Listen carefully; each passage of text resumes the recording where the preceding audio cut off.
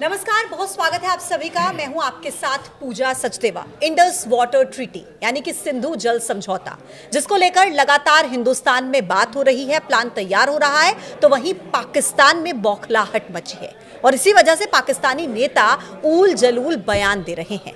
लेकिन पश्चिमी नदियां जो कि 3 हैं, सिंधु, झेलम और चेनाब, इन 3 नदियों का 80% पानी पाकिस्तान इस्तेमाल करता है। लेकिन इतना पानी हिंदुस्तान रोकेगा कैसे? और अगर हिंदुस्तान ने नदियों का पानी रोक लिया तो इस पानी का भारत करेगा क्या? ये 2 सवाल हैं जिनको लेकर लगातार हर किसी के मन में संशय बना हुआ है। आज इसी पर हम चर्चा करेंगे, बातचीत करेंगे। मेरे साथ मेरे सहयोगी प्रशांत कटारे इस वक्त इस चर्चा में मौजूद हैं। प्रशांत, शुरुआत करते हैं चर्चा की और दर्शकों को समझाने की कोशिश करते हैं। सबसे पहले तो ये कि ये पानी को रोक पाना, क्या लगता है आपको, कितना आसान है हिंदुस्तान के? देखिए, 3 नदियां आपने जिक्र भी किया, सिंधु, झेलम और चेनाब। ये 80 और 20% रेशियो वाला पानी है। जो 3 नदियां थी, रावी, व्यास और सतलुज, ये तीनों भारत के हिस्से में आई। 3 नदियों, बाकी की जो 3 नदियां थी उसमें 80-20 का रेशियो था, यानी 20% भारत के पास पानी रहना था, 80% पाकिस्तान के लिए पानी जाना था। 1960 में ये संधि हुई थी और बहुत बड़ी बात थी कि उसके बाद 2 युद्ध हो गए, 2 बड़े युद्ध हो गए भारत पाकिस्तान के बीच, लेकिन ये संधि कभी टूटी नहीं। पहली बार ऐसा हुआ है जब इस संधि को ब्रेक कर दिया है इंडिया ने। लेकिन जो एक्सपर्ट्स कहते हैं, आप कह रहे हैं कि पानी का हम करेंगे क्या? सबसे पहला सवाल तो यही उठता है कि पानी रोकेंगे कैसे? अभी तक जो एक्सपर्ट्स बताते हैं कि जो 20% पानी हमारे हिस्से का है वो भी हम नहीं ले पा रहे हैं, उसका भी इस्तेमाल हम नहीं कर पा रहे हैं। दरअसल इन तीनों नदियों में, या जो कहें जो पाकिस्तान को जाती हैं नदियां, इनमें हाइड्रो पावर प्रोजेक्ट्स लगे हुए हैं। भारत के जो ज़्यादातर हाइड्रो पावर प्रोजेक्ट्स हैं, और हाइड्रो पावर प्रोजेक्ट्स के लिए पानी स्टोरेज की कैपेसिटी उनके पास ज़्यादा नहीं होती। उन्हें चाहिए केवल फ्लो, जो स्पीड वाला फ्लो होता है, उससे वो बिजली जनरेट करते हैं, इलेक्ट्रिक जनरेट करते हैं और इसके बाद पानी आगे फ्लो के साथ चला जाता है। दूसरी तरफ पाकिस्तान की तो खैर बहुत कुछ निर्भर करता है इस पानी पे, यानी कि 80% कृषि इस पर डिपेंड करती है पाकिस्तान की। इसके अलावा उसके भी बहुत सारे हाइड्रो पावर प्लांट्स हैं, उद्योग हैं जो इस पानी का इस्तेमाल करते हैं। हाँ, ये बहुत महत्वपूर्ण है कि अगर ये पानी रोका जाता है तो पाकिस्तान पर बहुत बड़ा प्रभाव पड़ेगा, लेकिन पानी रुकेगा कैसे, ये वाकई सवाल है। और ये इसमें मैं ये भी ऐड करूंगी प्रशांत कि ये रातों रात रोकने वाला प्रोसेस नहीं है, क्योंकि अगर हम टेक्निकली समझें इस चीज को, तो जो भारत के डैम्स हैं वो पाकिस्तान से बताया जाता है कि काफी दूरी पर हैं, और अभी का जो मौजूदा इंफ्रास्ट्रक्चर इंडिया के पास है, क्या उस इंफ्रास्ट्रक्चर में इस पानी को रोका जा सकता है? हालांकि देखिए, भारत सरकार निश्चित तौर पर जब इस संधि को रोकने का डिसीजन ले लिया है 65 साल के बाद, जैसा प्रशांत आपने भी कहा, तो कुछ ना कुछ प्लान तो सरकार के पास भी होगा और इसको लेकर लगातार चर्चाएं भी चल रही हैं। आज ही अभी थोड़ी देर पहले जो एक मीटिंग हुई जिसमें जल शक्ति मंत्री भी उसमें मौजूद थे, तो उसमें 3 प्लान्स को लेकर सबसे ज्यादा बात हुई। एक प्लान शॉर्ट टर्म, एक मिड टर्म और एक लॉन्ग टर्म। मतलब कि अभी आप कितना पानी रोक सकते हैं, जितना इंफ्रास्ट्रक्चर आपके पास हो। कि मुझे बहुत सही प्लान लग रहा है कि आप अभी पर फोकस कर रहे हैं, आप मिड टर्म पर फोकस कर रहे हैं, फिर आप लॉन्ग टर्म पर फोकस कर रहे हैं, क्योंकि इस पानी के रुकने से ये तो मतलब कंफर्म है प्रशांत कि पाकिस्तान को भविष्य का खतरा तो सता ही रहा होगा ना, कि भविष्य में हमारा क्या होगा अगर पानी रुक जाता है तो। बिल्कुल, वाकई ये आपने बहुत बड़ी बात कही। आपने 3 प्लान बताए। हालांकि जल शक्ति मंत्री इससे पहले ये भी कह रहे थे कि हम एक बूंद पानी नहीं देंगे, लेकिन नल की टोटी नहीं है कि हमने बंद किया और एक एक बूंद पानी, नल की टोटी भी एक एक बूंद पानी गिराती है। सवाल बड़ा ये है कि आपने जिक्र किया कि भाई बांध जो है वो बहुत दूर हैं और उनमें अगर आप पानी रोकेंगे तो जब खासतौर से जो बारिश का सीजन होता है उस पूरे बेल्ट में बाढ़ जैसे हालात होते हैं। आप समझिए कि सरप्लस में पानी होता है। आप उस पानी को अगर रोक भी देंगे, और वैसे तो अगर आप पानी वाकई रोकना चाहते हैं तो वो कम से कम 6 से 8 से 10 साल का प्लान होगा। जब आप कोई डैम बनाते हैं, 1-2 साल में डैम नहीं बनता है, विशाल डैम बनाए जाते हैं। अगर आपको बहुत बड़े स्तर पे पानी रोकना है तो 8 से 10 साल का प्लान आपको लेकर चलना होगा। एक चीज और इसी चीज में ऐड करूंगी, जो 8 से 10 साल का समय आप कह रहे हैं प्रशांत, ये 8 से 10 साल का समय कानूनी लड़ाई लड़ने के लिए क्या पाकिस्तान के लिए बहुत ज्यादा नहीं होगा? क्योंकि जब ये ट्रीटी साइन की गई थी तो उसमें कुछ क्लोजर डेट तो थी नहीं कि कब तक ये ट्रीटी रहेगी। तो ऐसे में क्या कानूनी तौर पर इंटरनेशनल लेवल पर अगर पाकिस्तान के पास वो कानूनी लड़ाई लड़ने का समय होगा, एक चीज ये, और दूसरी चीज ये कि अगर पाकिस्तान, क्योंकि रोना बिलखना तो पाकिस्तान का वैसे ही शुरू हो चुका है अभी से, और ऐसे बयान आपने सुना होगा, बिलावल भुट्टो क्या कह रहे हैं, या तो सिंधु नदी से पानी बहेगा या खून बहेगा। तो खून जब आए, आतंक जब आए, तो ये नसों में जो पाकिस्तान की बसता है ना, तो ये जो रोना है इनका दोबारा भी शुरू होगा इंटरनेशनल लेवल पर। हालांकि अब हर कोई, पूरी दुनिया, कितनी बार पूरी दुनिया के सामने पाकिस्तान बेनकाब हो चुका है, लेकिन ये जो लीगल लड़ाई लड़ने का एक समय है, आपको लगता है कि पाकिस्तान को मिल जाएगा ये? बिल्कुल, देखिए बिल्कुल समय होगा पाकिस्तान के पास। पाकिस्तान अंतर्राष्ट्रीय कोर्ट में इस मामले को लेकर जा सकता है। दूसरा, जब ये संधि हुई थी तो मध्यस्थता विश्व बैंक ने की थी इसकी, इस संधि की मध्यस्थता, उसी की मध्यस्थता में ये संधि कंप्लीट हुई भी थी। और अब लेकिन ये चूंकि संधि टूट गई है तो अब बहुत सारे विकल्प भारत के पास भी खुल गए हैं। मसलन की ये कि भारत कोई भी निर्माण करेगा बगैर पाकिस्तान को बताया करेगा, बगैर दूसरा,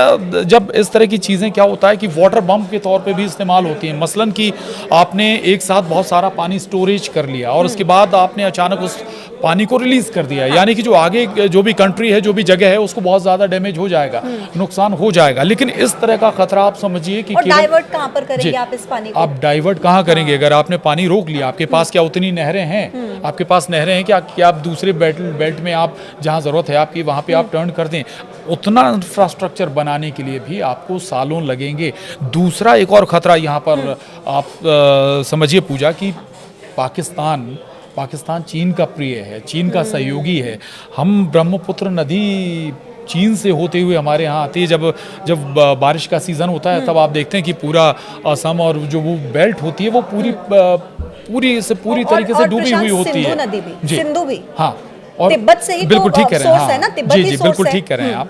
तो वाटर बम वाला मामला अगर हम पाकिस्तान के प्रति वो इस्तेमाल कर सकते हैं तो चीन हमारे प्रति भी, हमारे लिए भी उस तरह का इस्तेमाल कर सकता है। हमें इस बात का भी ख्याल रखना होगा। जो प्रशांत इस बात का जिक्र किया ना कि चीन, हमें ये भी देखना होगा, तो ये एक पाकिस्तान के जो पहले सांसद रह चुके हैं, पत्रकार, उनकी तरफ से भी ये बात एक टीवी वार्ता के दौरान कही गई, ये गीदड़ भभकी उनकी तरफ से दी गई कि जो भाई आप ये सोचिए ना, अगर आप हमारा पानी रोक लेंगे तो चीन से भी तो आपकी ब्रह्मपुत्र नदी और सिंधु नदी का सोर्स है। तो लेकिन मुझे प्रशांत एक बात यहाँ पर समझनी है कि जैसा हमने पहले भी कहा कि 65 साल हो गए, आपने बताया 3 बड़े-बड़े युद्ध हो गए, है ना, हमारी पार्लियामेंट पर अटैक हो जाता है, हमारी मुंबई में देखिए 26/11 हमले हो जाते हैं, उरी में हो जाता है, लेकिन बावजूद इसके कभी भी इंडिया ने ऐसी इस संधि को कभी नहीं रोका। क्यों? पाकिस्तान के आम नागरिकों की सोचकर कि उनके ऊपर मानवता थी ना हमारे अंदर, ये शराफत थी ना हमारे अंदर, हिंदुस्तान ने कभी नहीं रोका। लेकिन अब जब हिंदुस्तान ये कर रहा है तो बड़े स्तर पर हर कोई जानता है कि हिंदुस्तान ये क्यों कर रहा है। बिल्कुल ठीक बात है। दूसरा एक चीज और बता दें, 2014 में मोदी गवर्नमेंट आई थी और जब उरी अटैक हुआ था, उरी अटैक के बाद इस तरह का प्लान बना था कि भाई हम बड़े इंफ्रा बनाएं और इस स्थिति में आए कि हम पाकिस्तान की तरफ जाने वाले पानी को समय रहते अगर जरूरत पड़े तो हम जवाब भी दे सकें उस पानी को रोककर। प्लान उस समय बना था लेकिन एग्जीक्यूशन नहीं हुआ।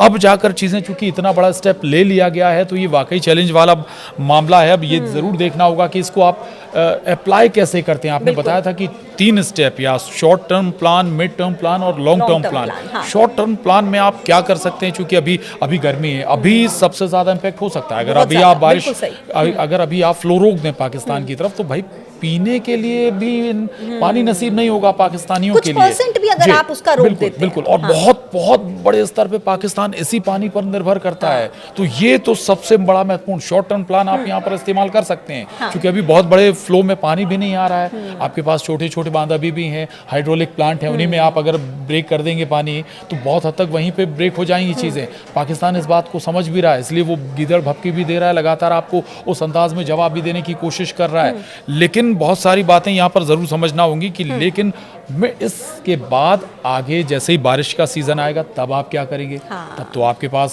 कोई दूसरा विकल्प है नहीं, पानी वहां पर जाएगा। जम्मू कश्मीर और पंजाब के इलाकों के लिए बाढ़ का खतरा बिल्कुल ठीक बात है। आप यहाँ ब्रेक करेंगे तो आपके हिस्सों में बाढ़ आ जाएगी, आपके हिस्सों में पूरा पानी। अगर पानी तो वहां भी ज्यादा होगा, वहां भी नुकसान पहुंचाएगा पाकिस्तान को। आपके यहाँ पर ज्यादा होगा, मैदानों में फैल जाएगा, यहाँ भी ज्यादा नुकसान पहुंचाएगा। तो ये दोनों बातें हैं, प्लस माइनस दोनों है। लेकिन इन सबके साथ ही मैं एक और चीज चीज ऐड करना चाहूंगी कि ठीक है, शायद पाकिस्तान भी इस चीज को समझता है कि एकदम से हमारे ऊपर इसका कोई असर देखने को हमें हो सकता है ना मिले, और इसी वजह से पाकिस्तान की बौखलाहट और बढ़ जाती है, क्योंकि पाकिस्तान इस चीज को समझता है कि भाई ठीक है, भारत सरकार ने ये फैसला ले लिया, लेकिन इस फैसले पर भारत सरकार रुकने वाली नहीं है। ये एक डिप्लोमेटिक तरीके से डिसीजन था, है ना। अभी मिलिट्री का ऑप्शन हमारे पास है और उसको लेकर लगातार हम मतलब कभी भी कुछ भी हो सकता है, हम ये मानकर बैठे हैं कि कभी भी कुछ भी हो सकता है, और इस बात को पाकिस्तान भी बहुत अच्छे से समझता है। इसलिए उसको ये अच्छे से पता है कि डिप्लोमेटिक तरीके से हिंदुस्तान हमारी कमर तोड़ने की कोशिश कर रहा है, फाइनेंशियली तरीके से हमारी कमर तोड़ने की कोशिश कर रहा है, लेकिन मिलिट्री ऑप्शन अभी भी हिंदुस्तान के पास है, और जब मिलिट्री ऑप्शन पर हिंदुस्तान आएगा तो पाकिस्तान के कैसे परखच्चे उड़ सकते हैं ये पाकिस्तान बहुत अच्छे से समझता है, क्योंकि हमारे पास सेना की संख्या ज्यादा है। तकनीक के लिहाज से अगर आप देखें, किसी भी लिहाज से देखें, तो हिंदुस्तान और पाकिस्तान का कोई कंपैरिजन है ही नहीं। कंपैरिजन नहीं है, बस एक कंपैरिजन जिसे हम सिमिलरिटी कहते हैं भारत और पाकिस्तान में, कि हम दोनों परमाणु शक्ति हैं। अगर आप कंपैरिजन करेंगे, आपने जवानों का कंपैरिजन करेंगे, हम डबल हैं। आप हमारे फाइटर जेट्स का कंपैरिजन करेंगे, हम डबल हैं। आप हमारे टैंक्स का अगर कंपैरिजन करेंगे तब भी हम डबल हैं, और भी जो भी मशीनरी है आप उनका अगर कंपैरिजन करेंगे तो हम हर हाल में डबल हैं। लेकिन आप समझिए कि पाकिस्तान भी दूसरी तरफ वो जंग की तैयारी कर रहा है। उसने सिंधु जल समझौते से बाहर आने, भारत के बाहर आने को एक्ट ऑफ वार कहा है, कि ये वार के लिए आपने सिग्नल दे दिया, आप वार की पोजीशन में आ गए। और संभव हो सकता है कि पहले इस तरीके के कदमों से भारत पाकिस्तान को तोड़ने की कोशिश कर रहा हो, कमजोर करने की कोशिश करे, और उसके बाद एक घेरा जो कह सकते हैं, आपने कहा कि मिलिट्री हमारी जो थल सेना है उसके जरिए भी हम एक्ट कर सकते हैं, वायुसेना के जरिए भी हम एक्ट कर सकते हैं। और तीसरा हमारे पास एक जो बड़ा ऑप्शन है, बहुत मजबूत है, हमारी नेवी के पास, हमारे पास परमाणु अटैक करने की क्षमता है। हमारे पास ऐसी पनडुब्बियां हैं जो परमाणु अटैक कर सकती हैं, पाकिस्तान के बहुत नजदीक जाकर घेर सकती हैं। यानी कि हमारे पास उनसे ज्यादा वॉरशिप है हमारे पास। यही तो डर कहीं ना कहीं है ना पाकिस्तान के भीतर, और ये उनके बयानों में दिखता है। प्रशांत, अगर आप देखेंगे, देखिए यहाँ कंपैरिजन कीजिए कि हिंदुस्तान क्या कहता है, पानी और खून एक साथ नहीं बह सकता। पाकिस्तान क्या कहता है, या तो पानी बहेगा या उनका खून बहेगा। ये आप डिफरेंस देख रहे हैं स्टेटमेंट में, कि हिंदुस्तान का क्या स्टेटमेंट है और पाकिस्तान का क्या स्टेटमेंट है। इसके अलावा जो परमाणु शक्ति की हमने बात की है, अच्छा आपने कभी क्या हिंदुस्तान की तरफ से कोई ऐसा बयान सुना परमाणु शक्ति को लेकर के, न्यूक्लियर अटैक को लेकर के? हमेशा ये न्यूक्लियर अटैक की गीदड़ भभकी पाकिस्तान की तरफ से क्यों दी जाती है? क्योंकि उन्हें पता है मूर्ख देश है और उनके पास इसके अलावा कुछ बोलने को है नहीं, तो बार बार इसी बात का जिक्र करते हैं। परमाणु बम का आपने जिक्र किया। परमाणु बम को लेके अभी पाकिस्तान की तरफ से कुछ बयान भी आए थे कि हमारी ऐसी कोई नीति नहीं है कि हम पहले परमाणु बम का इस्तेमाल नहीं करेंगे। ये लेकिन भारत बहुत लगातार ये एक लाइन लेता रहा है कि हम पहले परमाणु बम इस्तेमाल नहीं करेंगे, मानवता की लाइन पर लेकर। लेकिन मैं फिर कहूँगा, जो नई गवर्नमेंट आई है उसमें मनोहर पर्रिकर रक्षा मंत्री हुआ करते थे, राजनाथ सिंह रक्षा मंत्री हैं। इसके बाद ये लाइन ली गई है कि हाँ हमारी वो लाइन हुआ करती थी, लेकिन समय और परिस्थिति के हिसाब से हम ये लाइन बदल भी सकते हैं। जरूरी नहीं कि अगर हमें लगेगा कि हमारी सुरक्षा खतरे में है तो फिर हम ये रणनीति भी बदल देंगे। हम इसमें संकोच नहीं करेंगे। अगर हमें पहले परमाणु हथियार का इस्तेमाल करना पड़ा, दूसरा अब चूंकि परमाणु हथियार की बात आती है, हमारे पास इतने सिस्टम्स हैं जो मिसाइल को आने से पहले ही खत्म कर सकते हैं। रशिया से हमने बहुत बड़े ऐसे सिस्टम्स लिए हैं जो एक साथ कई मिसाइलों को ध्वस्त कर सकते हैं। ऐसी बहुत सारी परमाणु मिसाइलें भी अगर हमारे ऊपर एक साथ दागी जाती हैं तो उससे भी हम ब्रेक कर सकते हैं, वहीं पर खत्म कर सकते हैं। और सोचिए कि अगर वो प्रशांत इस बात पर आते हैं कि हिंदुस्तान हर उस शक्ति से सक्षम है जिसकी जरूरत इस वक्त पाकिस्तान के अगेंस्ट वो इस्तेमाल कर सकता है, लेकिन हमारा हिंदुस्तान एक बहुत ही समझदार देश है और वो सक्षम देश है, बहुत सक्षम देश है, लेकिन वो हर फैसला सोच समझ कर लेगा। लेकिन इतना जरूर है कि जो भी फैसला होगा पाकिस्तान को उसका खामियाजा तो जरूर इस बार भुगतना होगा। बिल्कुल, बहुत चूंकि हम लोग समाप्त की ओर हैं, एक छोटी बात और जोड़ देंगे। चूंकि अभी स्थिति ये है कि अभी ज्यादातर विश्व समुदाय, विश्व के तमाम बड़े देश भारत के ऊपर हुए इस हमले की निंदा कर रहे हैं, भारत के साथ खड़े हुए हैं। और इस मौके का हमें लगता है कि चीन ठीक कह रहे हैं आप, चीन। और मुझे लगता है कि शायद भारत इस मौके का फायदा जरूर उठाना चाहेगा। बहुत सारे उदाहरण है भाई। अब देखिए, इजराइल लगातार अगर उसके ऊपर एक अटैक होता है तो उसका जवाब बहुत जबरदस्त तरीके से देता है।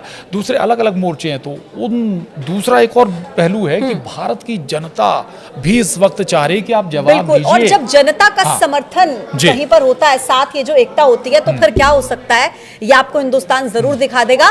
आज के लिए इतना ही, कल फिर से होगी मुलाकात एक नए वीडियो के साथ। तब तक के लिए आप देखते रहिए News 18। नमस्कार।